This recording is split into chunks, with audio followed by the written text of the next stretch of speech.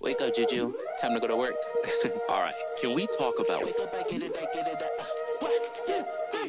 wake up, I get it, I go with everyone saying I'm up next. It's not my fault that the vocals are gold, that making the haters so upset. My life is a movie, the way that I roll. They saying I'm goofy, but baby, you know I'm making everybody upset. Cause we the best, how we get wrecked, and I know we gonna get bread, we gonna get bread.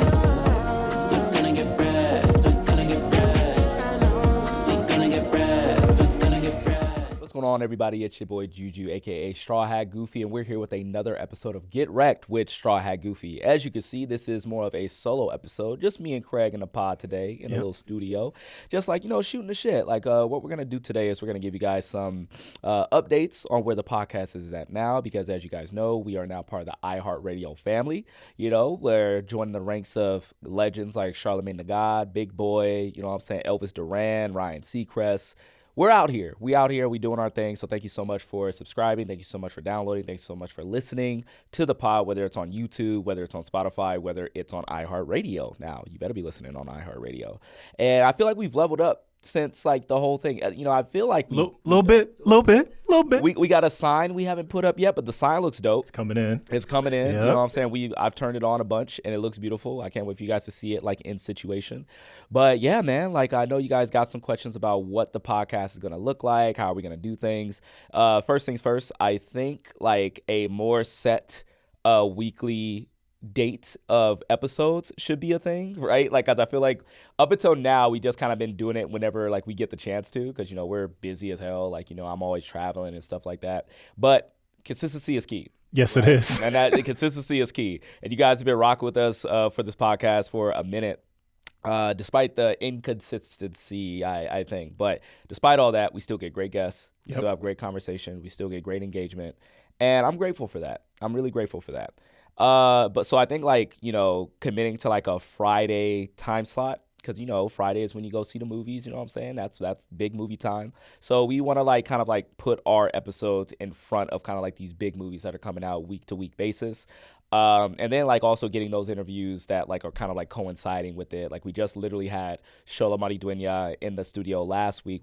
We're putting out the episode tomorrow as of this recording. And, I think it goes well in hand with like, the Peacemaker finale that we just had, which we'll talk about later in the pod. That's one of the big definitely want to topics talk about that. That's one of the big topics I want to get into. Yeah. So like, I feel like that's that coinciding with Sholo coming in. I feel like the timing couldn't have been more perfect. It was a great conversation, by the way. Sholo is, it was good. It was a really good episode. Yeah, it was a great episode. It was one of my favorite conversations. Some of my favorite conversations is when we can get a little bit more like personal. You know what I'm saying? And we can like kind of, I feel like the conversations around movies always tend to get that way, especially when you're in it and you're like, you care about it so much. And Sholo clearly cares about Blue Beetle. He cares about the craft, and like a lot went down with that production. So the fact that we were able to like get some one-on-one time, debrief that was really cool. So for those of you guys, we got a live stream happening right here on TikTok. So for those of you guys who are watching live, make sure you go check out that episode. Make sure you guys, like, subscribe. Like, make sure when it drops on YouTube and on iHeartRadio, comes out tomorrow. Make sure you guys check that out. As far as like, what's up? Oh, before you start rolling, that plant was attacking you the entire show last time. This plant's always attacking me. Should we? You know what? Should we? Yeah, I think we need to just let's. This plant, bro. So what is this? This is a monstera, right? Yeah, it's a monstera. I don't like monsteras, bro. I don't like monsteras. I'm gonna tell guys. You hit the Mr. Terrific on the plane. Get the fuck out my face. I put the Eddie Gathegi and Superman on it. Like, get the fuck out the way. Oh, goddamn, Mr. Terrific. Okay, yeah. I think we're good now. I think we're good. For those like listening, I had a whole plant just like covering up half of my left side of my body, and I was prepared to do the whole pod like that. But thank you for letting me know, because then I got I was going to say, for the Sholo episode, I couldn't make it in, so I had another team member, Ken, come through and set you up. Ken. And then when I saw your cam in the edit, I was that plant, the whole time. No. Well, we got our revenge. Just finally. mushed the shit out of that plant. I did mush the shit out of that plant. I channeled my Mr. Terrific, basically. Oh, so like, it felt good. Shit for the culture, as Eddie would say it. But yeah, I feel like going back to the whole, like, what does iHeart look like? I think consistency is always the biggest one. We have access to a bigger audience because now your boy started popping on the Elvis Duran show. So, like, if you out there in New York and you listen to some Elvis Duran, you might catch your boy. We just actually filmed a segment this morning. So downside is I got to get up at like 6:30 in the morning because they're on New York time. They're already up and at 'em. They got their coffee, and I'm just like barely waking up. Yeah. All right, guys, here's some movies you can watch this weekend. I promise my voice don't sound like that. But, I gave them some really good recommendations, which we can also talk to a little bit in this pod. But no, it's been a lot of fun. It's been really, really cool. They've been a really big help. I feel like I'm part of the family now. Like, they just had the iHeart Music Festival. Yo, and you were outside, bro. I was outside. You were outside. I was in there. I felt like I was like part of the whole thing. Yeah. Like, me and Big Boy was talking for like a good 30 minutes, man. And like, we were just talking about like, the industry and like what this whole thing looks like. Like, I've been LA native. I've been rocking with Big Boy my whole life. You know what I'm saying? Like, you hear back when he was on Power 106, that Big Boy, like, that was just a staple in the morning, especially when you're like driving to school and whatnot. So, to be able to like talk to him in person, we should get him on the pod for sure. I'm sure he would pull up. I'm sure he's down. He gave me the contact, so we can hit him direct, and then like we can see what we can get going. I don't know if Big Boy is like a big name like outside of LA. Like, I'm pretty sure because he's an actor as well. I mean, he was well known. I'm from Philly, and we knew Big Boy. Yeah, so Big Boy, he's like, just big. You know what I'm saying? Yeah. So like we can definitely get Big Boy in the pod, and we can like chop it up a little bit like that. So bigger guests, like time. We got prime time slots. You know what I'm saying? We're hanging like. I was told I can meet Sway, and I'm like, Sway. I'm not gonna freestyle. I need you to freestyle. Nah, it's a talent I was not born with, man. I tried. I was gonna say I know you used to spit back in the day. I used to spit back in the day, but I've lost that talent. Yeah. I don't know what happened, but I had this homie named Larry that I came up with. Also, shout out to Larry. He out here making beats still to this day, and that man's like killing the game right now. But Larry used to be that guy who used to just like sit there. He'll just like start a beat, like he'll like make a little poo poo. Like he was like Biz Marquee in Men in Black. Men in Black too. And so he always used to like pop out with a beat, and just for fun, we used to like spit a little something here and there. But I don't know. I guess when I lost Larry, I lost the ability. You know what I'm saying? So I think it was Larry's beats that like gave me the confidence to actually push that up. So if Sway, you listening, I'm not gonna do a freestyle, but we could chop it up about any other thing. You know what I'm saying? But yeah, man. So I think like housekeeping wise, the iHeart isn't gonna change the show all that much. We're still gonna be getting great guests. We're still gonna be doing our thing. We're talking about getting a bigger studio now. We just saw like a bigger studio, which means more guests at one time, which also opens up ideas for me. Like, I've been trying to do that movie debate thing for a minute. So that will give us like more leeway to do that. And so maybe we could throw Ken some of that. Like, Ken's staying on board. Like, he's part of this. He made it happen. His edits are also really freaking fire. But, Ken be busy. Ken got a lot going on. He can be busy. Shout out to Ken. Ken's going to be a mainstay of the show. But yeah, man, like, I think in terms of like housekeeping, I think that's where we're at. iHeart ain't changing us. We just got budget now, I guess. Like, Yo, you know what? I think you should talk a little bit about Substack. And how you're posting over there, what you're sharing there, what the relationship is going to be. Yeah, YouTube, so I think Substack. So Substack, I find it very hard for me to like use other social media apps outside of Instagram and outside of TikTok. I'm just now starting to get my legs with the YouTube thing. Twitter is just I can't. Letterboxd, it's hard. But Substack, I feel like that particular platform is not hard for me. It's just that I think we're going to use that as like more of our like exclusive content, right? Like our Patreon content. Yeah. And I think like if you want to see the episode first, before it even hits like iHeart, before it even hits Spotify, YouTube, whatever, that's where it's going to live first. So like if you guys subscribe to the Substack and you want to see the episodes, then you can see it first right there. A little reward for you guys, and maybe we'll do like some more exclusive. Maybe some of the like movie debate stuff will live there as well. So that way we give like our audience premium content that you can only get on that platform. Because if they're gonna be paying top dollar, we gotta give them top dollar content. You know what I'm saying? It's gotta feel a little bit more exclusive. That's just how I feel about the situation. But yeah, Substack, I'm still trying to learn. You're there for the community, though. I'm there for the community. Yeah, and the community's great over there. Yeah, I was gonna say when people are on there, they're on there. They're there for you. Yeah, exactly. So, but I'm learning. Your boy learning. I feel old that I'm learning, but I'm learning. when I was on it, I was trying to learn it. I was like, okay, there's some really good stuff on there. Paul Scheer killing it on there, bro. Like Paul Scheer is all over Substack. Oh wow, okay. And so we got to get him on the show as well because he and I have been like chatting about it forever. But again, so busy, ships in the night. Like we've been trying to make it work forever. Bro, I was on Jewel Follow's podcast. I know, I saw. That was fun. I saw. That was fun. Yeah. We gotta return the favor and like get her on here. Yeah, so what were you dressed as? I couldn't pick it up from the clip. I was a cheeseburger. Okay. But I think like I called myself a Krabby Patty because she was a fish. Yeah. So we had plus her whole thing kind of looks like a pineapple set. So it was almost like a SpongeBob like type of thing. So we settled on random Bikini Bottom citizen and a Krabby Patty. Okay, fair enough. So that was like our Halloween like vibes right there. Okay. But it was a lot of fun, man. Like Drew is like one of the realest people like in the social media game, like period. Like, if you could build your platform off of tearing down terrible men, you have no choice but to be the realest person there. Like, I don't know how you could fake that. You know what I'm saying? So like, she and I came up on TikTok together and we both kind of likened it to us being in the same draft class. And now we're in the senior citizen realm.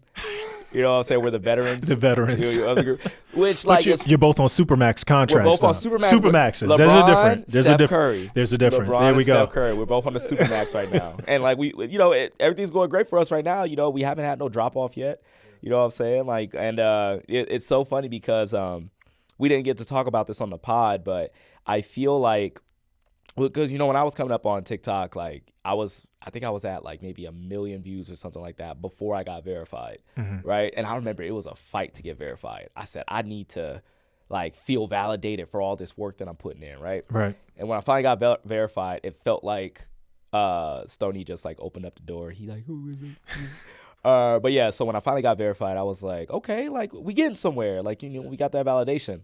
And then now, like, I'm seeing a ton of friends at the same time get verified. And I'm like, that's amazing. But it was crazy how it was like a wave of them, right? And like whenever like people get verified one after the other, that's how you think it really goes. But when it's like a wave, I'm like, what's happening? And it almost felt like they were crowning like the new class of creators. I got you. You know what I'm saying? Yeah. And again, I think everyone who's verified now deserved it. They had it coming. Like, it's 100% like great job. Now hopefully like brands can look at you differently, like TikTok can look at you differently. Whoever goes on your page now sees you and they see that you're legit, which you deserve to be.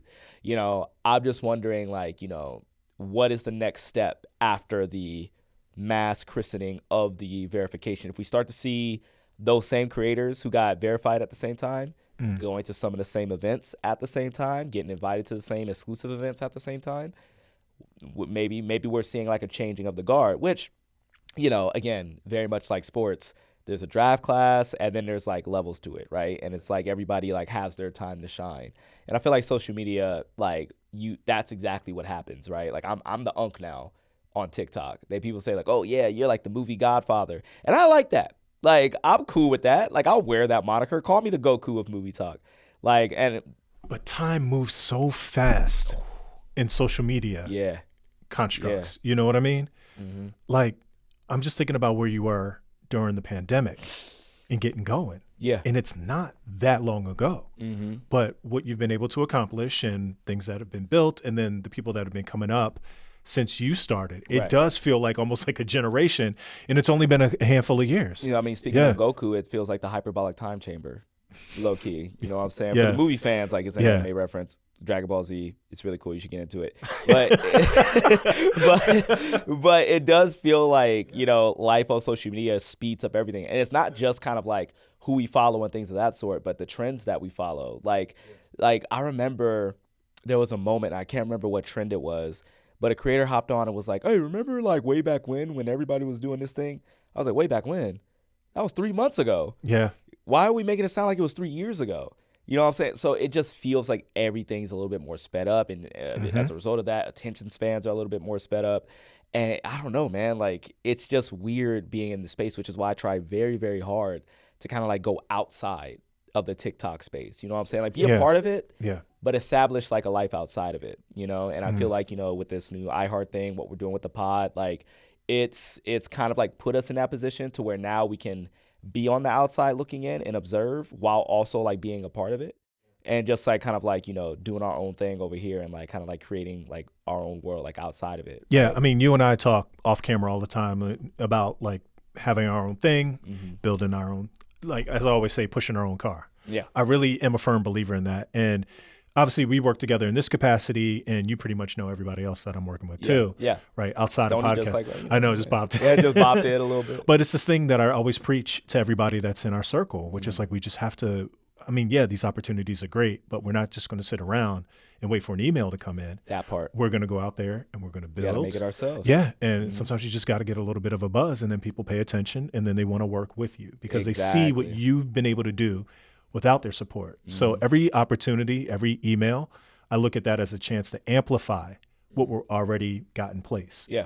And that's how we have to look at it. And same thing, like when you started with the pod, you were doing it by yourself, and you had one of your friends come in and kind of help you set up a little bit. Right. But you're out here running the board and hitting all the hitting record and everything. And I'm like bro. Somewhere. And I was like, bro, I got you. Let's try to. And now we got a crack down. And now we got a crack down. Now you got a crack down, bro. This is how you level up. Like, you know, you start by yourself. You find some people that you trust. You build together. And then it becomes something big. Yeah. You know what I'm saying? And then next thing you know, we throw in Sinners Juke Joint parties and trying to get city like permits and shit and stuff like that. You know what I'm saying? And that's how you build things, you know? Yeah, but the one thing that I will say, it's been really nice to hear from people unsolicited about the work that we're doing. Yeah. Like the clips, especially with Kugler. Yeah. How that reached a lot of people. Yeah. And people reached out and was like, wow, this is really dope. You know what I mean? And then they've started to subscribe, and then I've heard people just really be inspired to like have their own podcast or at least experiment with it, which is great. And I have a lot of people come to the studio, and I help them through those sessions. And it's really good because they've seen the work that we've been able to do. Right. Yeah, man. And it's great stuff, man. Yeah. All right, so I got a couple topics to get into. Okay. One of the big ones is Oscar season is coming up. Right? We got the award season right around the corner.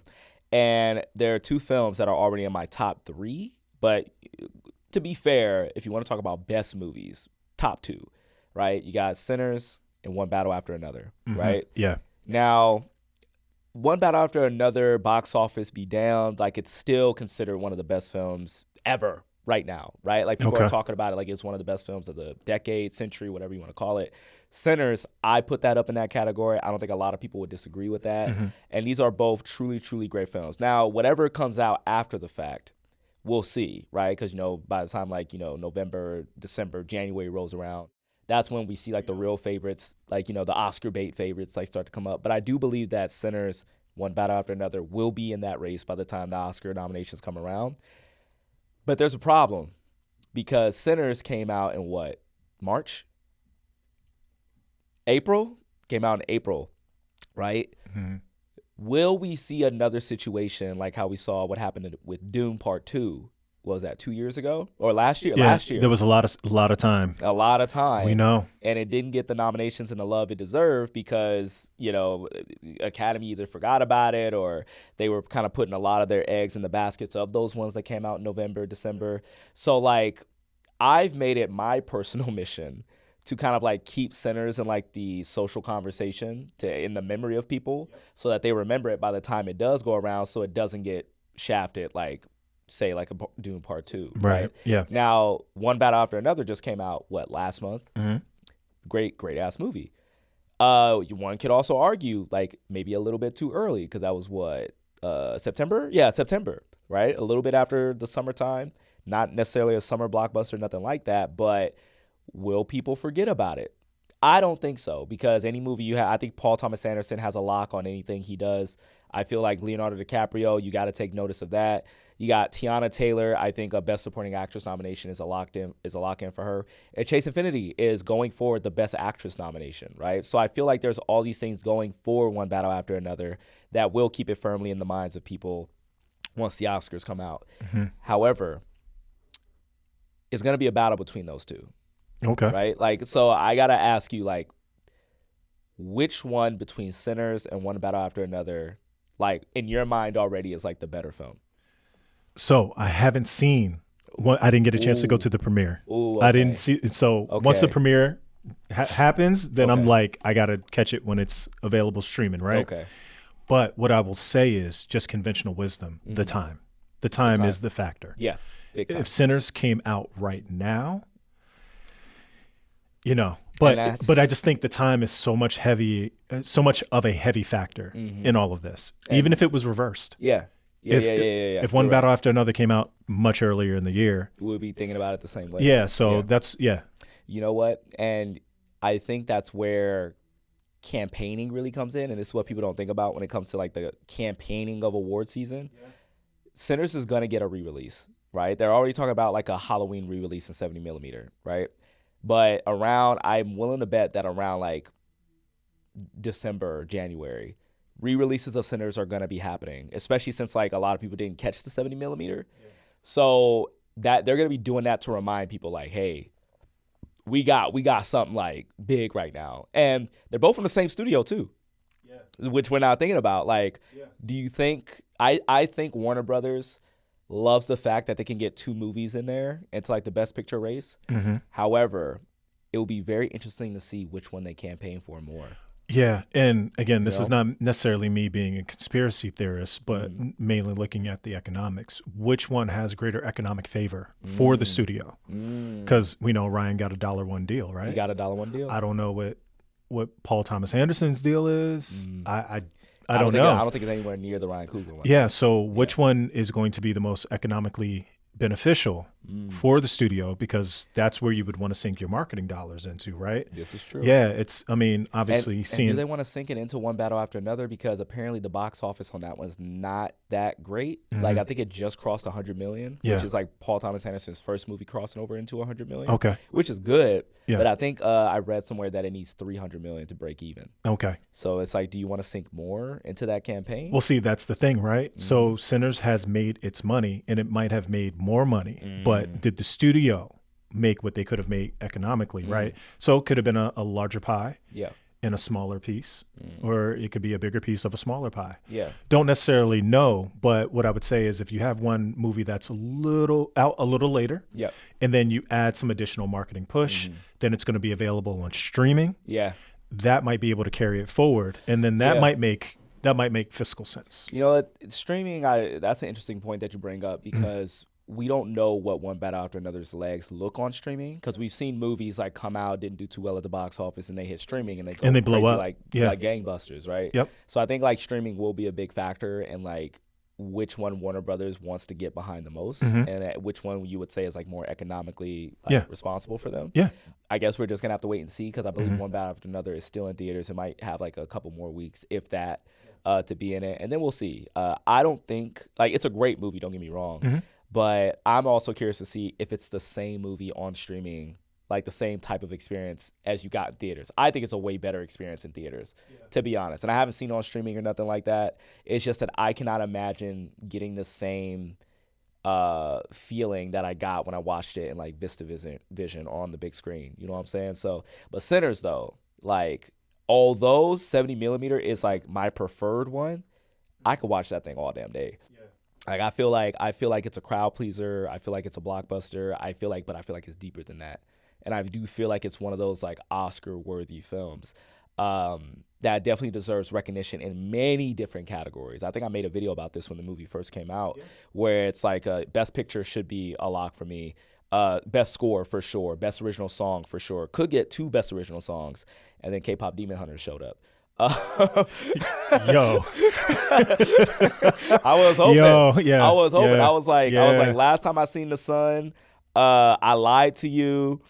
Pale Pale Moon maybe on like the lower end, but I feel like those two, between Last Time I Seen the Sun and I Lied to You, could have been like the best original songs. Yeah, but you know where I think it should get the nomination and most likely the win, Best Original Screenplay. Correct? Best original screenplay. Yeah, because it's not adapted. Yeah. That's so it's One Battle After Another as well. But I don't know. I think Sinners. But I think Sinners should, like, in terms of like the win, for sure. But like, to be honest, like I'm not thinking of it like any other movies outside of both Sinners and One Battle. I think if it's just between those two, Sinners should take that.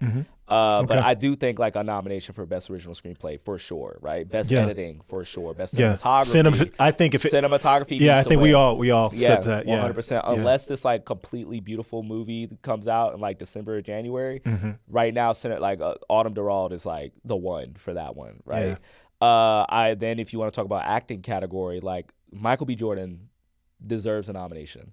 And I really hope they don't go the way of like Killmonger, where they ignored it. Because I feel like if you give a nomination for Angela Bassett for Wakanda Forever, which she deserved to win. Deserved to win. And I love Jamie Lee Curtis. And but I love Jamie Lee Curtis. But we all knew that was Angela's.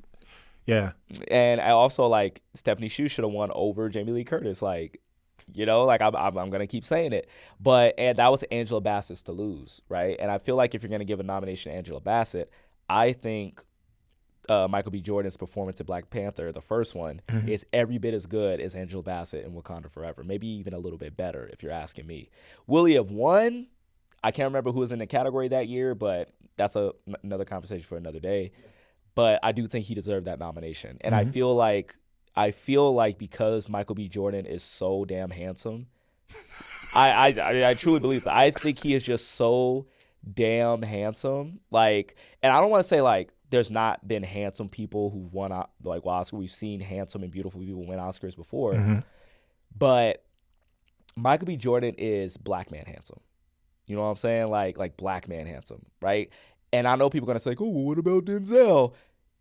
Denzel ain't never been Michael B. Jordan handsome. I'm sorry. Like, I'm not trying to like compare too much. I'm clipping this down. And listen, we're gonna clip this down. I can't wait to see. I can't wait. Clip it down. Yeah. Let's clip it down. Denzel handsome is a different type of handsome than Michael B. Jordan handsome, right? Denzel. Okay, I'm gonna give you this scenario, right?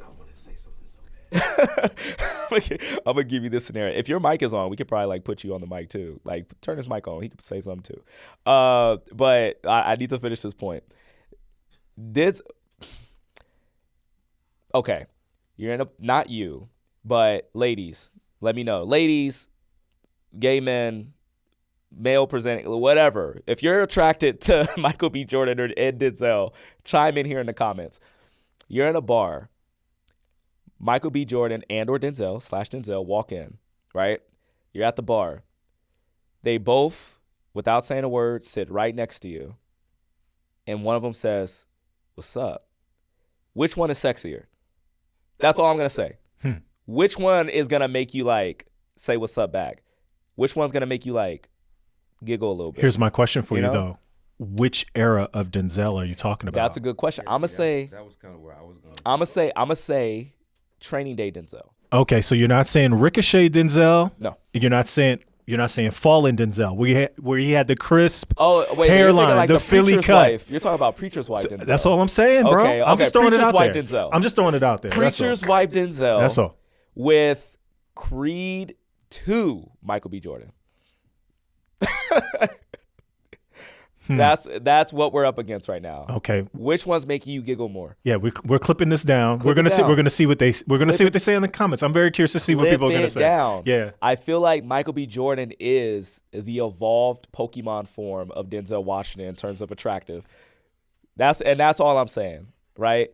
And so out of all the references in the world, I feel, and that if we're talking about the evolution of Hollywood actors, break it down into Pokemon terms. It's Denzel, and then he's now evolved into Michael B. Jordan, right? It's a new type of handsome, right? Okay. I've never seen Denzel with a six pack. That's all I'm gonna say. Not even in Hurricane. It's not Michael B. Jordan's six pack. I wasn't looking too hard at it though, but it was there. And listen, it wasn't Michael B. Jordan's six pack though. I'm just gonna say that. Stoney, what were you gonna say? I know you have something to say. The mic is hot. The thing is, bro, Denzel had women going bonkers in the 90s, bro. Yeah. And like, yeah, it was a different type of lust. Like the lust for Denzel back in the 90s and even the early 2000s, because a lot of women called Training Day Denzel like their favorite one. Yeah, that's why I brought up Training Day Denzel. He was like rugged and like, you know what I'm saying? They really go for that. You know what I mean? I feel like Michael B., he got it too, but what helps him is the body. Denzel didn't need the body. He didn't need the body. That's a good fucking point. And he still had it going. That's a good point. He still had it on lock. Can I say something? You know what I'm saying? Now, granted, admittedly, because of the body, added that in there. That's a very important factor. It's a very important. And the dimples. Yeah. And the dimples. Does Denzel got dimples? I will say this, though, as a guy. Okay. Because you can be straight as 915 and still acknowledge. And still acknowledge when somebody is an attractive dude. You know what I'm saying? Because, like, come on now. Yeah. You want your girl around peak Will Smith. Nah. Bad Boys 2 Will Smith. Nah. Get him the out of slow-mo running Bad Boys 2 get Will him out of Smith. here. Exactly. If my girl told me that her ex-boyfriend was a Denzel Washington-looking dude, I would be like, yeah. All right. Yeah. Cool. Yeah. Nothing you can do. Yeah, it's cool. It's cool. We here. Yeah. But she tells me that her ex-boyfriend was a Michael B. kind of. It's different. It's different. My first question would be, did you have a bad breakup or was it on good terms? What's the probability of y'all? Why did y'all break up? Like, what happened? Do you hate him? You hate his existence, right? Okay. Bet. Do you hate him? Perfect. Oh, you still have love for your ex? Yeah. Eee. Listen. Yeah, that's basically all I wanted to add. Listen, I'll just say, like, I've never seen someone accept an award on a stage and they'd said something along the lines of, oh, my outfit is made by Giorgio Armani and Denzel's going to be taking it off tonight. I've heard that with Michael B. Jordan. That's true. Like, you know what I'm saying? He had not just regular people going crazy. He had celebrities going crazy over him. Like, I've seen clips of him on the stage. You guys saw that clip of him on the Stephen Graham show? And I can't remember if it was an actress or a model or whatever, but there was a moment where Michael B. looked at her. Like, he just looked at her and he was listening. Like, he wasn't trying to, like flirt or nothing. He just looked at her and he just smiled, like, because she was talking to him. And she stopped talking because she had to collect herself. And everybody knew what happened except for him. He was like, wait, what's going on? Everybody's laughing and he's just oblivious to the fact that he just completely shut down this woman like, you know what I'm saying? So I haven't seen a clip of Denzel like that. It's probably happened. I'm not gonna lie. It's probably happened. Michael B. and Chris Brown. I don't even want to get into the Chris Brown thing. They give me the Timmy Turner daddy reaction every time I see them around a woman. Dinkelberg. Every time, bro. It's Dinkelberg. It's just like, how, bro? You've been doing this for too long. Yeah. Cheryl Cole. That's the girl's name. Cheryl Cole. Somebody just said in the chat. Yeah, I was pulling Cheryl it up Cole. for you. You're looking at it? I was pulling it up for you. Yep, Yeah. see. Because the way Michael Haley was on that press run, the Sinners, I was just like, that boy dangerous. And Shamik Moore was mad as hell. That boy dangerous. Come on, bro. Shamik Moore was mad as hell. Yo, he's caught so many strays on this podcast, bro. This is like the third podcast Shamik caught some strays. You know what? It's probably some like subconscious, with Spider-Man above his head as he says it. You know, like, and it's probably because, like, I asked him to be on the pod. He said, yeah, and then, like, he just kind of, like, oh, you know and so it's probably subconscious. I'm not even trying to, like be, like, vindictive or nothing like that. But, like, if he gets on the pod, we'll talk about it, like, straight up. You know, we'll talk about it straight up. Because I truly believe, like, I see a lot of myself in Shamik. Like, we're both, like, corny men. But, like, I lean into corniness. I think he leans into too much trying to be cool. You know what I'm saying? But it's like, bro, you could be cool. Like, Donald Glover don't need to do that. You know what I'm saying? Like, just be you. Sorry, Shamik. I feel like I'm just digging this hole, and he just gonna, man, fuck this guy. Yeah. But anyway, that's crazy. I know. The last thing I'm gonna say on this whole, like, subject is I feel that, because I'm gonna wrap it back around. We're gonna wrap it back around. I feel like we're talking about Jordan and LeBron at this point, right? Whereas, like, they're both great. You could pick which one is your GOAT, sure. But in terms of, like, the Oscar nomination for Sinners, yes, I do feel like he is seen as, like, oh, that's just the handsome black man. He can't really act. Like, he's just someone you like to watch on screen. You know what I'm saying? So, but there's many a performance that proves that the man got some acting chops. So, Sinners being one of them. So that's the thing, right? We've seen this before because I feel like it happened. Obviously, with Denzel, he won for Training Day, but he got nominated for Hurricane. Yeah. Lost that year to Russell Crowe. Okay. Yeah, for Gladiator. Yeah. But I think. Or was it A Beautiful Mind? Beautiful Mind. It was Beautiful Mind. But I thought that he should have won for Hurricane. Mm-hmm. You know? Yeah. So is this going to be a situation where Michael B. gets nominated, doesn't get the win, maybe gets nominated later, maybe there's another performance, but they feel like he should get it? Yeah. Still deserving. Fantastic performance. Yeah. Right? But the thing that I wanted to say is that this is reminiscent also of the Brad Pitt situation, where he's turned in some pretty powerful performances so early in his career, but people couldn't get past the aesthetic. Yeah. They got hung up on that. Yep. And then as he gets older and becomes a more mature man, then they're like, oh, this guy can really act. Yeah. And then all of a sudden, in his mid 50s, gets finally gets that nomination and win. So I'm wondering if we're going to have to wait to finally acknowledge people's talent instead of their aesthetic. Yeah. Because when you have youth on your side, your aesthetic is received, right? That's what's going to propel you. Yeah. But it's like, but that's by the time he won, he had that talent plus another 25 years behind him. True. Right? It made him undeniable. Yeah. So I'm just wondering if we're going to see a little bit of that. Yeah, and I think it's different for everybody because like we've seen like young talent who are like you can consider heartthrobs or whatever like get like nominated. Like Leonardo DiCaprio is like the prime example of that, right? Like super handsome heartthrob guy was getting nominated since he was like 13, 14 or something like that. Like that man was just born with it. Timothée Chalamet, you know what I'm saying? Like he's like I think he's gonna go down as one of the GOATs. If not, you can consider him in that conversation. I agree with you, man. He's kind of like already there, bro. You know, I think he's already like up there. He's up there. To your point, Will Smith was that for a long time. You know what I'm saying? Like where like Will Smith was like the kind of like the goofy, handsome rapper guy who can like hold down a film, but like he was turning in powerful performances before he got nominated for I think his first one was Pursuit of Happiness, which was his first, but that came at a time when he's like a little bit older. Yeah, and like now you can see that he can. And that's the thing that's there. It's like a vintage thing. Once you've aged a little bit, and people can get past the glossiness and the veneer or the aesthetic, and then are like, oh, there's some real talent there, and then they go back. And retroactively take a look at your work. And it's like, wow, that's fantastic. Just like with Brad Pitt, if you look at Legends of the Fall or River Runs Through It, he was killing it back then. Yeah. Right? What was that one movie where it was Monkey something? Oh, 12 Monkeys. 12 Monkeys. That was his first nom. Yeah. That was his first nom. Great in 12 Monkeys. Yeah. Great in 12 Monkeys. Yeah. Bro. Like, so yeah, man. So I just wonder, it's like sometimes I feel like some of the gentlemen that have that kind of thing going for them. They see the fruits of the labor outside of the money. Yeah, but they see the don't want Michael B. to get accolades old before. Like, I know, before he gets recognized. You know what I'm saying? Yeah.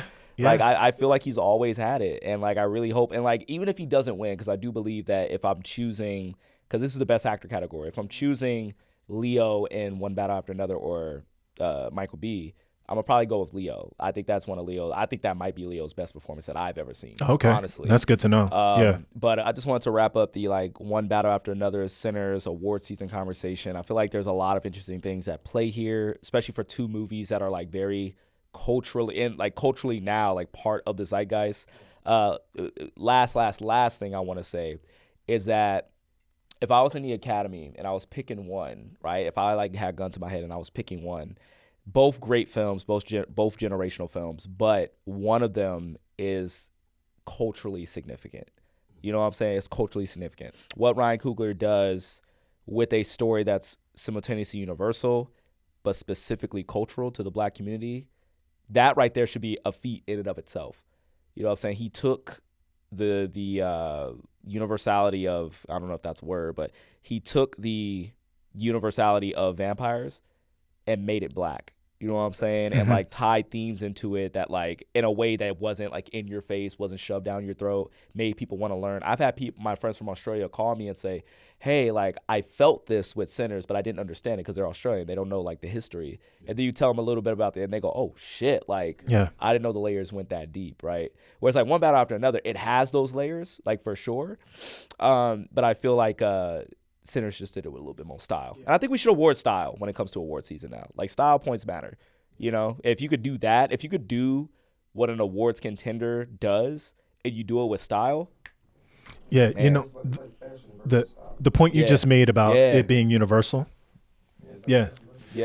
That point you made about it being universal. So it's kind of like the thing where it's like it's not a Black vampire movie. It happened to have vampires that were Black. Yes. Right? So it's the same conversation we always talk about. And I know it feels like semantics, but that is it matters. Very different. Like Stoney and I were talking about Vampire in Brooklyn the other day. I love Vampire in Brooklyn. Hold on, let me open that mic up. I love Vampire in Brooklyn, bro. You know, for the past few days, I've been having this weird feeling. I'm like, I don't think Craig liked me. and he just proved it right there because he keep bringing this shit up. I'm sorry. No, keep going. He keep bringing up Vampire in Brooklyn knowing that it's like rhythm spoons for me. Like, I hear it and I'm like, we gotta talk about it. Stop it. Jesus Christ, please. It's a good movie, but I love it. But that's the difference, and that's exactly it. It was a vampire I think a story. lot of Oscar movies, bro, and it's just me just yapping real quick. Yeah, like I said, it's like fashion versus style. Yeah. The reason why I call them Oscar bait movies. Yeah. Like, I feel like a lot of Oscar movies are they have a lot of fashion, right? But there's a difference between fashion and style, right? You can put on a bunch of designer, but if you can't put that shit on, you just look expensive, but you don't look fly. Yep. I think Sinners looks fly. It has the swag. Yeah. It did more than just be a good movie. It was, like you said, it was a cultural impact. Yeah. And I think that should qualify it for more than, I'm pretty sure all the other nominees are great, but yeah. Another point is that people actually have to watch the movies this year. They actually have to watch the movies this year to vote. Yep. Yeah. That's nice. That's nice. That feels good. That's nice. That feels good. Thank you. Because when Get Out was nominated for Best Picture that year, a lot of people didn't watch it. A lot of the voters did not watch it. And it's crazy because Sinners, I think, sparked the conversation about horror this year. Like, I was just it was a kickoff. I was at an event with Variety last night, down literally down the street, and they were like, the main point that they kept bringing up was how horror is for the cool kids now, and I'm like, wonder where that came from. So, did you see Life of Chuck? I did. What'd you think? Is that in the conversation? So it's out there. It's out there. I'm looking at this list. I liked it because everybody's saying that was a fantastic movie. Just no one saw it. Yeah, it is fantastic. Yeah, I feel like the conversation around that movie sadly kind of like came and went. I had a great junket interview with Tom Hiddleston and Mike Flanagan. Mike Flanagan, a horror director who did something a lot more kind of like hopeful with it. Yeah. It has one of my favorite scenes in this year. There's a dance scene with Tom Hiddleston and this beautiful, amazing actress. Can't remember her name right now, but it was one of my favorite scenes this year. Yeah. But I don't know if it should be in the awards conversation, but I like that. I thought the score was fantastic. The Springsteen movie. I think acting wise, Jeremy Allen White. Jeremy Allen White. Yes, I think acting wise for sure. Movie wise, it was just kind of middle of the road, very safe. Biopic. So I feel like it's very safe. Would it be almost like a 1-to-1 to the Chalamet Dylan kind of thing? Where I think Dylan was better. Yeah, I enjoyed that movie. I enjoyed that movie, and I'm not a big Dylan guy. Yeah, but I really Chalamet kills it, obviously. But I don't know if James Mango deserved a directing nomination for that, but I do think Best Picture, Best Actor. I do think, okay. That was it. Let me see. We got Marty Supreme about to hit. I haven't seen it yet, but I've been dying. And I've been hearing nothing but good things about that one. Same. Yeah, I just had a conversation at New York City Comic Con with some people who saw it, and they said it's the truth. It really is the truth. What? I know you saw Smashing Machine. I know you actually did a video on it. Yes. So Dwayne Johnson and Emily Blunt nominations seem to be impending. The movie was pretty, again, safe. A little too safe. I feel like their close proximity with the actual Mark Kerr. They didn't want to really dive too deep into his darker parts of himself. So it just kind of felt like a vehicle for Dwayne Johnson's performance. Okay. Yeah. One that kind of surprised me on this short list, The Materialist. Okay, that's actually surprising. Yeah. I know a lot of people liked it. I haven't seen it yet, but I know a lot of people liked it. I saw half of it the other night, and I saw half of it. Oh. And Pedro's my dude. You didn't like the broke boy agenda? No. You didn't like the broke boy agenda in that movie? No, I just I was just having trouble connecting with the project. You know what I mean? Is that Chloe Zhao's? Is that Chloe Zhao or Celine Songs? Celine. That's Celine. Yeah, and Celine Chloe Zhao got a new movie coming out. It was just like Dakota Johnson. Yeah, Dakota Johnson, Chris Evans. It was I didn't think there were. I just really had trouble connecting with it. You know how sometimes you just watch a movie and you're I'm in this universe. It's a white romance. I get it. I'm keeping a buck. But there's a bunch of them that we do really vibe with. I'm not gonna say I don't like white romance. No, I know, but you know what I'm saying. My favorite rom-com is Forgetting Sarah Marshall and Crazy Stupid Love. Crazy Stupid Love. I still, as much as that movie is loved, I still feel like it's underrated. It's so underrated. The performances. So everybody killed in that movie. I think I will put it up there with top 3 greatest rom-coms of all time. Yeah, it's really, really good. Yeah. So I do like white rom-coms, guys. I was just making a joke. Just making a joke. I don't know. And again, the new Avatar is about to drop, right? Yes. Listen, I love me some Avatar. Way of Water, original, bro. Don't you fuck with me on Avatar, bro. Please don't fuck with me on Avatar. Avatar is. I know this is a point of contention for all of our people. Bro. Testing out the new Avatar game on November 5th. November. There's 4th. a game? Yeah. For James Cameron's Avatar? Yeah, Ubisoft, they fly me out here. And I get to go test the game and all that kind of stuff. Oh, okay. I'm going to have to peep game on this one because I didn't know there was even a game. Yeah, have fun finding your unobtainium. Listen. Unobtainium is stupid. It's stupid.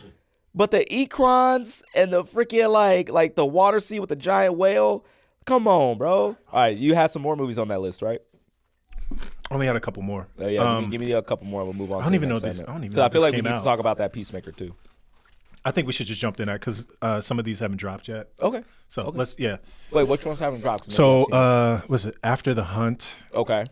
I think that one just dropped like 2 weeks ago. Maybe Die My Love. Have you seen that? No. Yeah. Let me see. Begonia? Oh, Begonia's dope. Is it? Begonia's in there. Jesse Plemons. Yeah, that's the one. Jesse Plemons, Emma Stone, Yorgos Lanthimos. It is in there, bro. Yeah, I want to see it because I was the name didn't click, but as soon as I opened it up, because Jesse Plemons is one of my favorite actors, bro. He's up there. I've been with him since Like Mike. I've been with him since he was the bully in Like Mike, bro. Yeah. Like and Emma Stone, I think this is her best performance. I think it's better than her Poor Things performance. Yo, you know Actually, it's comparable, but I think she should win for this one so far. We'll end on this one, which we do know about. Highest to Lowest is actually on this list. Yeah, I liked Highest to Lowest. I know a lot of people don't. Mm-hmm. I liked it. I see why people don't. Mm-hmm. I genuinely liked it. Okay. Yeah, I think so. There were a lot of things I liked about the movie. Mm-hmm. The cinematography. Cinematography when he's walking on that bridge, bro. Yeah, it was just. Ooh. Yeah. Plus that scene at the I want to say it was the parade. The Puerto Rican Day Parade. Yeah. I love that. I thought that scene was dope. It was very funny enough. Not that they are necessarily contemporaries, but I was feeling the Safdie-esque frenetic energy of this Good Night and Uncut Gems. Uncut Gems. Uncut Gems. I was feeling the frenetic energy in that scene. Plus, we'll talk about something else right when we get done with that. Right before we jump into Peacemaker. It will be a little short side, but I feel like we got to talk about it. Yeah. So. Yeah, I don't think it'll get something. I don't think it'll get a lot, but it'll get something. But really quickly, Marlon Wayans, Julia Fox. I saw it. That whole moment. I saw it. So I would love to hear your thoughts, man. So I just want to be really quick with it. So, media training and knowing when not to pop off. Now, I've talked to both Julia and Marlon. I've hung out with both Julia and Marlon, right? In that moment, Julia needed to realize who she was, what she was doing, and very simply, it's a case of white women needing to just be quiet in this moment, right? Because there's a history of black men trying to be vulnerable and being suppressed, right? And even though what she was spitting was true facts, that was not your time. That wasn't the time to do it. And if that was maybe like if that was like maybe like Ryan Reynolds, maybe, but a black man trying to discuss vulnerability and masculinity and mental health, for a white woman to interject him the way she was doing it to get a moment, and that's what it felt like, to get a moment. She hijacked a black man's moment to get her moment. That is what really sat wrong with me. It doesn't matter if what she was saying was right, because she was spitting some true facts. to do that to Marlon Wayans in that moment, it just shows a complete lack of awareness on her part. And I do hope that she realizes that. Like, I hope she's not looking at the comments and looking at the reactions and being like, oh, well, they're just mad because, you know, they don't like me or Uncut Gems. You know, like, I hope she's really looking at what she's doing in that moment. And Marlon's face in that moment, because Marlon, he gave up. You know what I'm saying? So this is the thing that I'm hoping people take away from it. Like, what we saw, obviously not ideal, but I hope that on the B side of this happening, there's a real moment of education and awareness, right? Because you remember when a couple years ago, everybody was an ally to us culturally, and we were getting random text messages from people saying that they're an ally, and we haven't gotten any in the last 3 years, right? So when you're looking at things like this and you are hearing this feedback and not aware of this layer culturally where this has landed, and people are giving you this information, I hope you're taking this and applying it. And I'm hoping other people who saw it are now able to see it through this lens. So I don't want this to just be tear down Julia, she mistimed it. It's also like, hey, this is a moment where she's going to recognize that she could have been better. And then there are going to be other people that are going to say, have I done this? Have I been this way?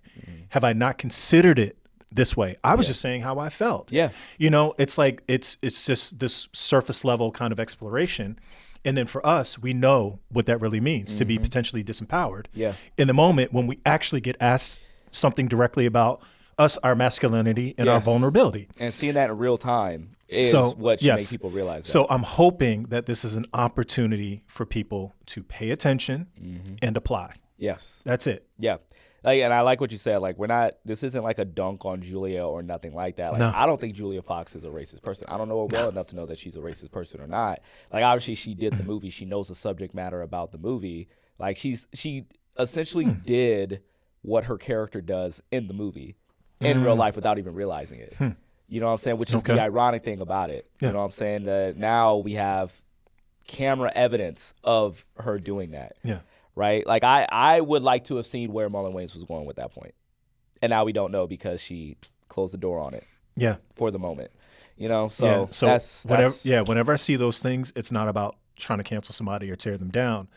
It's like, hey, this is an opportunity for everybody to understand how they can be better if they're ever in that situation or actually see it happening. You know what I mean? Because I didn't see any other real intervention. No. Because there were more people on that panel, right? I believe Tyreek was there too.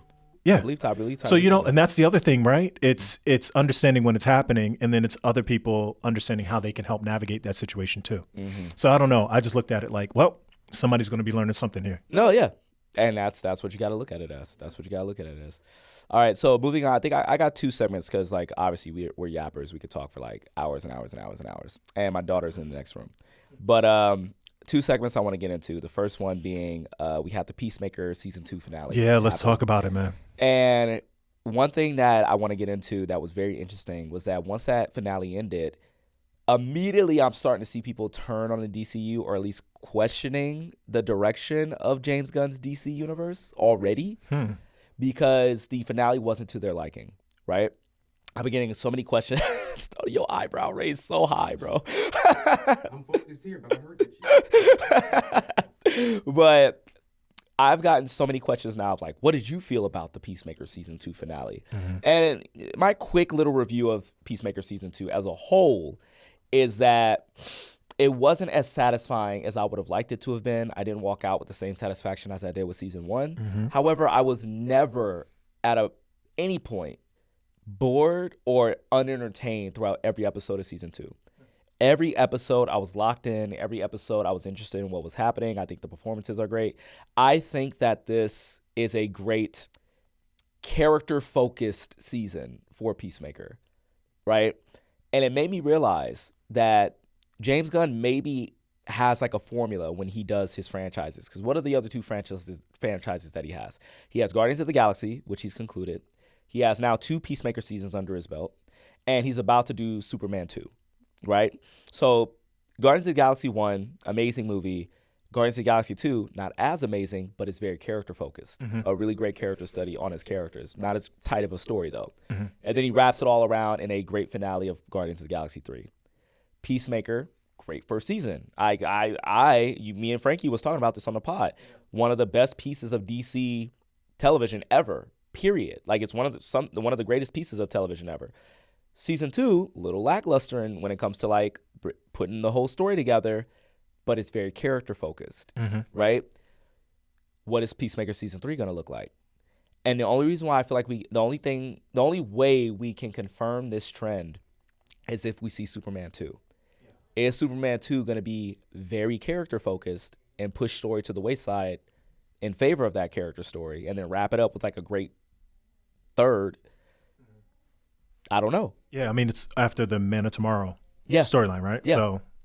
So I feel maybe. But it's the people now having questions about where the DC universe is going because of the second season of Peacemaker. That is so interesting, man. It's so interesting. It's showing that people are really fickle. I got to tell you, I loved the second season more than the first. Really? And I'm probably the only one, but it's for the reasons that you actually said. Yeah. There was, for me, less world building than the first season, right? Because we're already locked in. We know who these people are to each other.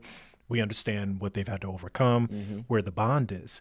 I felt like this was such a deeper dive into those characters. Yes. And it's something that I'm not like, I would not say that I'm a casual. Like I'm watching. Yeah.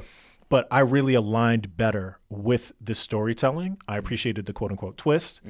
The twist is great. Don't get me wrong. I just really Tim Meadows. Yes, Tim Meadows. Yeah, he's great. Hilarious. Perfect addition. Bird blindness had me so funny. Dying, right? So funny. So I just felt like for me, I enjoyed watching this second season actually more than the first. Okay. I really did. And like that, and that's like if character development is like your thing, you're gonna like this one first. Me, like I'm an emotional movie watcher and TV watcher in this case. And so, like, that's why I said I was never bored at any point because the characters had me so invested with what they were going through. I think this is John Cena's best performance. I agree with you. I think this is one of his better performances. I agree with you. But, like, in terms of, like, the story and everything, like, I don't really feel like we really got a true sense of, like, where this was all leading or, like, at least the escalation. I wasn't feeling the escalation of where it was all leading. Okay. The Earth X twist, really great, but like admittedly, a lot of us clocked it as soon as he got to that place, and we knew that the shoe was going to drop at some point, and we hoped, at least I hoped, that there was going to be some more exploration into this world. Chris is grappling with, should I stay in this world? Should I not, despite this fact? And then therefore saying, like, am I a bad person because I want to stay in this world because it benefits me? Like, because there was never really a moment where he was like, oh shit, fuck that, I gotta get out of here, right? It just kind of like he found out, and then next thing you know, like his alternate dad's trying to get him out of there, right? See, that's the character study though. Yeah. And that's why I loved it, because you're like, hey, this world is a horrible place, but for some reason I feel better here. Yeah. Versus my world, which is supposed to be a better place because of what happened, but I feel my worst here. Yeah. And trying to figure out. And I like that bit. And so I like that the reconciliation like once we of got that. there, right? We got out so quick. We did. Once the reveal happened, next episode we're out. I know, and I was like, I wish we could have sat in a little bit more. We could have sat in a little bit. Yeah. So like it was stuff like that. Then there was I can't remember the name of the character, but she was like the cyborg chick played by Soul. She was like Rick Flag Sr.'s like second hand woman. Oh yeah. And there was hints that maybe they were in like a relationship, maybe, but all we know is that they work together. And then there's one scene in the finale where they're just in bed. Oh, Bordeaux. Bordeaux. Not even a scene. It was like part of a montage. Like, oh, they're in bed together. Yeah, I think it was just inferred from the look from the last one, but there was actually no. Yeah, but it just felt very like sped through. You know what I'm saying? And then also like Tim Meadows, like he goes through his whole like, do I really need to be in this thing in one episode? Right? It wasn't a progression of like, am I doing the right thing or not? Because he's so funny, and so they just kind of use him as comedic relief. So it's like all these type of things that kind of like was incomplete for me. And so by the time it ended, I just felt like, again, what happens in the finale, like the place that we leave Peacemaker in, I was like, I'm excited to see how he gets out of it if there's a season 3 or in a future movie. But at the same time, I'm like, I don't think I'm as satisfied as the end of season 1. You know what I'm saying? No, I like can completely get that. Like a bow. Yeah. So, but Yeah. I don't think that's enough for me to be like, oh, the DC universe of James Gunn is in danger. That never really was it for me. Yeah. You know? So like people who are feeling that way, I'm just kind of like, chill for a second. This is only, mind you guys, the 3rd project that we've had. We've only had 1 movie. Yeah. Superman. Yep. We've had an animated series, Creature Commandos. And then we've had Peacemaker, which was only 8 episodes. It's like, yeah, we're gonna be okay. We'll be fine. We'll be fine. We'll be fine. Let's look at Clayface, Supergirl, and Batman. Yeah. And then we can. I don't think not loving a finale means that the whole universe is in danger. And it's so funny because I always liken this to what happens to companies sometimes. Sometimes companies do things that are unpopular and then they just become the norm. And then you realize why they did it because they're trying to future-proof whatever's going to happen. So maybe some of these decisions are future-proofing for, continued storylines, things that we aren't privy to. So there's always this uproar about these things, thinking that the finale itself for the season is supposed to give you this feeling of like being settled. And I'm realizing just in conversations with people, what people really have struggles with is uncertainty. That did not give people certainty. You're right. Certainty means control, full understanding. Uncertainty, this is what you get. Yeah. People hate to be out of control. Yeah. People hate to be out of control. All right. So that wraps up our Peacemaker bit of the conversation. And this is the last thing I want to talk about because I actually just watched this movie last night. Okay. And I love this movie. I'm not a big documentary guy. But I watched the John Candy I Like Me documentary. I started it. Oh man, I started it. Yeah. I got the first few minutes. I didn't get a chance. Was it like you were tired? No, your boy was sleepy. Yeah, it was sleepy. Yeah. No, you started. What time you started it? Like, come on, man. You know I started shit like that. I started shit like at 10 o'clock. 10 p.m. You know what time I go to sleep? 10 o'clock. 10 p.m. Why do you even turn it on? Because I love John Candy. I love John Candy. I love John Candy too, bro. An integral part of my childhood. Favorite John Candy movie? Drop it for me. Ooh, Uncle Buck. Uncle Buck. But Planes, Trains, and Automobiles. Best performance. Yes. Best performance. I Like Me, like mini monologue, and that is one of my favorite monologues in film. Like it's one of my favorites. And you know what's so funny is that before I watched the movie, Family Guy had a little bit where Peter says that whole monologue. Oh, yeah? Peter literally says the entire monologue, like verbatim. And I can't remember who he says it to, but he literally like genuinely goes like, I like me. My kids like me. My wife likes me. And I was thinking to myself like, yo, this ain't a Family Guy written monologue. Like this sounds like, and I was so obsessed with it. I looked it up in that moment. Oh, and then you. And the I Like Me moment, like I rewatched it and I was like, damn, this is one hell of a thing, man. And I'm glad that they named the documentary off of that quote. You know what I'm saying? So like you choosing Planes, Trains, and Automobiles, very valid. But Uncle Buck was my fucking steal. Yeah, that's what I said. That's my favorite movie. But my favorite performance was in Planes, John Trains. Hughes movie, man. Yeah. And like what was cool was like it made me watching that. Like you know how like you don't realize something that's so obvious, and I just realized that John Candy and John Hughes made so many damn movies together. They made 9 movies together, dude. And like you talk about like actor and director duos like Michael B. Jordan and Ryan Coogler, Leo and Martin Scorsese and Emma Stone and Yorgos Lanthimos. John Candy and John Hughes, bro, was a dynamic duo for the ages.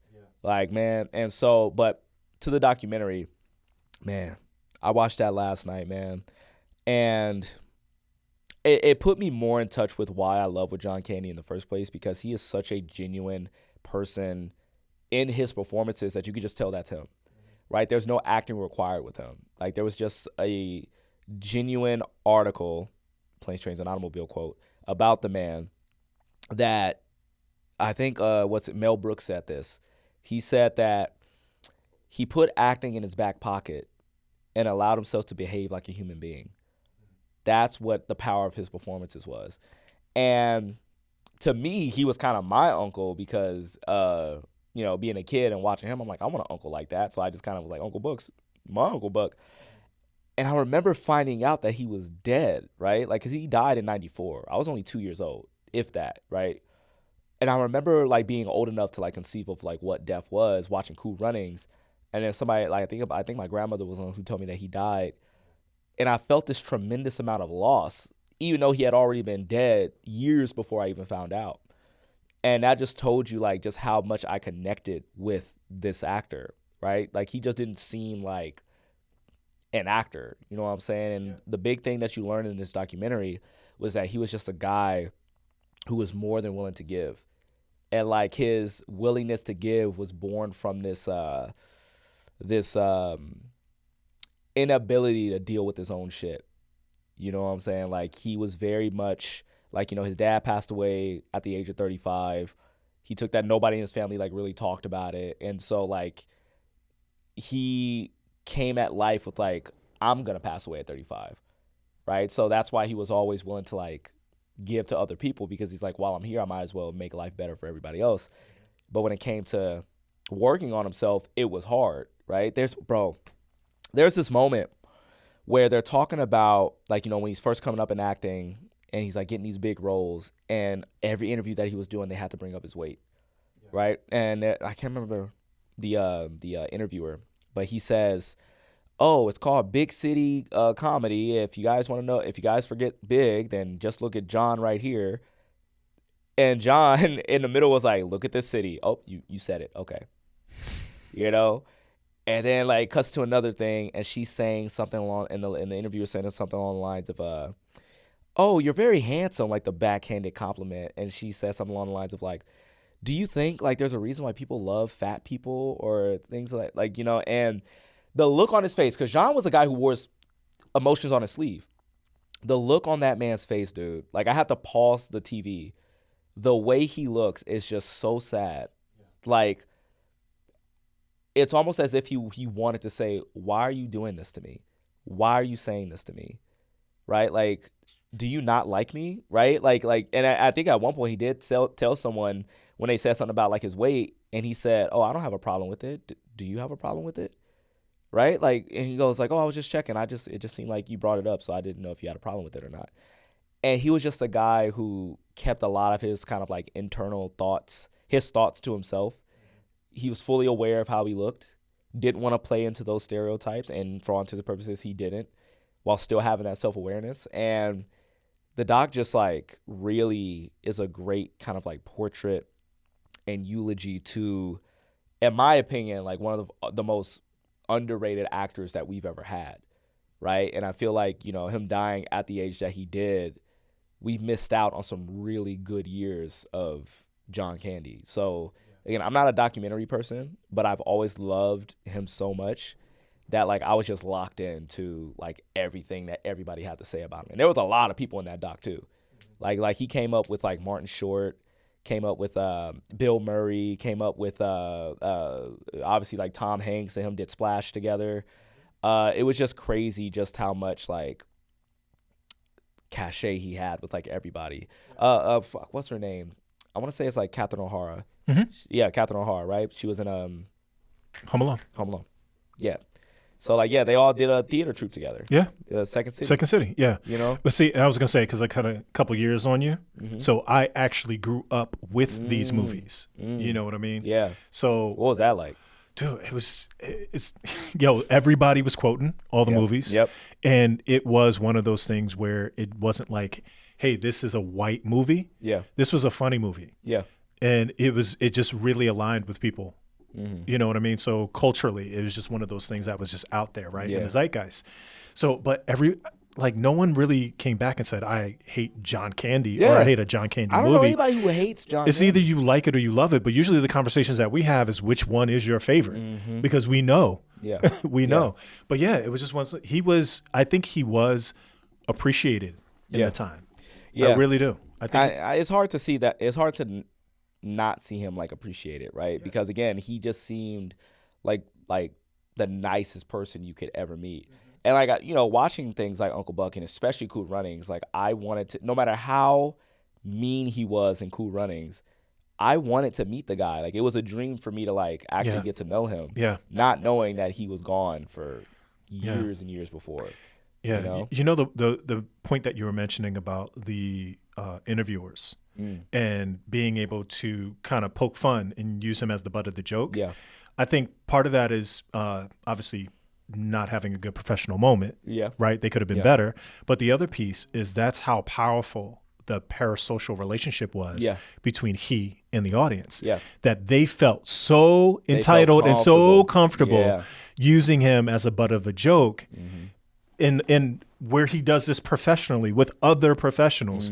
So, I mean, that just kind of was like a tip of the hat of like how good he is that they felt so comfortable to make an ass of themselves talking to him. Yeah. Right? Yeah. So I don't know if people are looking at it that way, but that really is a testament to who he was. Yeah.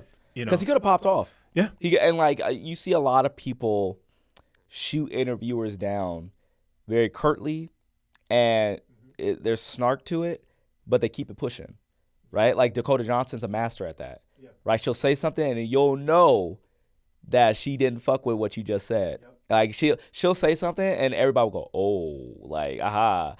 John was just kind of like, no, like he'll answer your question, but at the same time, like you'll see it in his face, like, no, I like the way I am. You know? And again, that it goes with his, like, I like me. Like, you know what I'm saying? Like the amount of times I saw in that doc where somebody will comment on his weight and he'll just say, I'm very much happy with like the way I am, and like I don't think like my performance will suffer from it if I changed it or anything, because my performance is not how I look, right? And it's so like when we get into the conversation of actors, getting into acting is hard, and it's easier when you have a gimmick to like hold on to, right? Because then they can just hire you to like kind of do the gimmick. I love Kevin James, but I'll bring up Kevin James in this kind of instance. Like he's always was the fat guy that fell over in all of his movies. Paul Blart, Grown Ups, like you name it, King of Kings, like he was the fat guy that always fell over. But John, he was never that. He was just a very big-hearted, kind guy.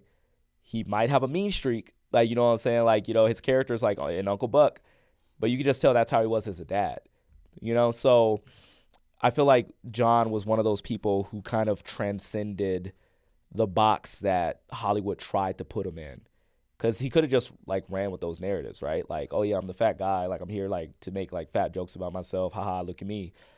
But again, he was more than that. And so, man, I just got to say, man, like John Candy is one of the GOATs. The documentary is like a really good watch, especially if you're interested in John Candy. If you don't know who John Candy is, please watch John Candy, I Like Me on Prime Video. It's a good watch. This isn't an ad, so do with it what you will.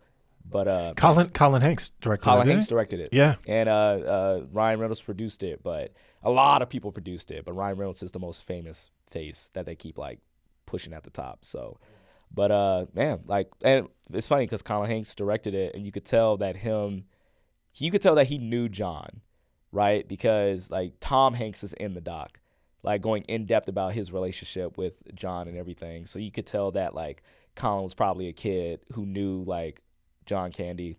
And then John Candy, like, you know, if you were in his like group, like you were part of family, right? Like one of the most heartwarming things was like his relationship with John Hughes. You know what I'm saying? But yeah, man, but that's my big rec for the day is John Candy's I Like Me, bro. Yeah. So finish it. Watch it earlier than 10 p.m. You know it. I'm telling you. Yeah. All right, guys, thank you so much for watching or listening to another episode of Get Wrecked with Straw Hat Goofy. Make sure you guys check out other episodes that we have put out with actors, directors, friends, and just overall movie lovers. Thank you again. This has been amazing. Thank you so much for rocking with us for so much long. And again, make sure you like, subscribe, hit the comments, let us know how we did, because that's how we keep the show going. That's how we stay in the good graces of iHeartRadio. Remember, I'm Juju Green, a.k.a. Straw Hat Goofy, and let me be your movie guy.